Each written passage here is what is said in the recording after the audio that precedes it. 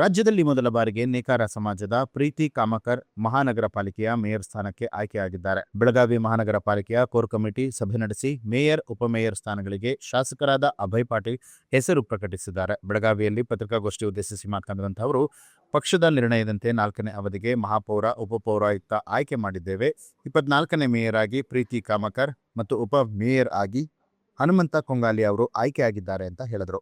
ಭಾರತೀಯ ಜನತಾ ಪಕ್ಷದ ಮಹಾನಗರ ಪಾಲಿಕೆಯಲ್ಲಿ ಬಹುಮತ ಬಂದು ಈಗ ಇದು 4ನೇ ಮಹಾಪೌರ. ಈಗಾಗಲೇ 3 ಮಹಾಪೌರರು ಆಯ್ಕೆಯಾಗಿದ್ದಾರೆ. ಇದು 4ನೇ ಮಹಾಪೌರರು.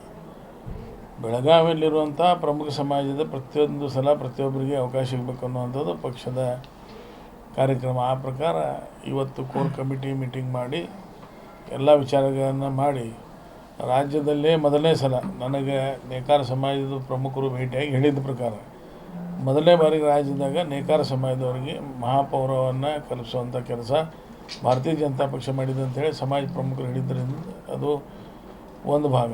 ಎರಡನೇದು ಉಪಮಹಾಪೌರರಾಗಿ ನಮ್ಮ ಹಿಂದಿನ ಆಡಳಿತ ಪಕ್ಷದ ನಾಯಕರು ಕೊಂಗಾಲಿ ಅವರನ್ನು ಮಾಡಿದರು. ಅದು ಲಿಂಗಾಯತ ಸಮಾಜಕ್ಕೆ ಕೊಟ್ಟಿದ್ದು. ಇನ್ನೂ 1 ವರ್ಷ ಅವಕಾಶ ಅದ, ಮುಂದಿನ ವರ್ಷ. ಅದರಲ್ಲಿ ನಿಶ್ಚಿತವಾಗಿ ನೀವು ಹೇಳಿದ ಪ್ರಶ್ನೆಗೆ ಉತ್ತರ ಸಿಗ್ತದೆ. ಅಲ್ಲ, ಒಟ್ಟಾರೆಯಾಗಿ ಪಕ್ಷದ ನಿರ್ಣಯನ ಎಲ್ಲರೂ ಮುಂಜಾನೆ ಇದು ಹೈಕಮಾಂಡ್ ಗತೆ ಬೇರೆ ಪಕ್ಷದಾಗಲ್ಲ. ಇವತ್ತೆಲ್ಲ ನಗರಸೇವಕರು ಮುಂಜಾನೆ ಕರೆದು ಯಾರ್ಯಾರು ಒಟ್ಟೆ ಸುಮಾರು 7 ಜನ ಮಹಾಪೌರರು, ಇದಕ್ಕೆ 6 ಜನ ಉಪಮಹಾಪೌರ ಹೆಸರನ್ನು ಕೊಟ್ಟಿದ್ದರು. ಅವರೆಲ್ಲರೂ ಅಭಿಪ್ರಾಯ ಕೇಳಿದಾಗ ಎಲ್ಲರೂ ಕೋರ್ ಸಮಿತಿ ಏನು ನಿರ್ಣಯ ಮಾಡ್ತದೆ ನಾವು ಒಪ್ತೇವೆ ಅನ್ನೋವಂಥದ್ದನ್ನು ಹೇಳಿದರು. ಅವರವ್ರ ಅಭಿಪ್ರಾಯ ತಗೊಂಡು ಸಾಧಕ ಬಾಧಕ ವಿಚಾರ ಮಾಡಿನ ನಿರ್ಣಯ ತಗೊಂಡದ್ದು. ಅದು ಅವರು ವಿರೋಧ ಪಕ್ಷದವರು ತುಂಬಿದ್ರೆ ಚುನಾವಣೆ ಆಗೋದು. ವಿರೋಧ ಪಕ್ಷದವ್ರು ತುಂಬಿದ್ರೆ ಅವ್ರಿಗೆ ಬಹುಮತ ಇಲ್ಲ. ಆದ್ರೂ ಅವ್ರು ಏನು ಮಾಡ್ತಾರೆ ನೋಡಬೇಕು. ನ್ಯೂಸ್ ಅಲರ್ಟ್ ನಿಮ್ಮಿಂದ ನಿಮಗಾಗಿ.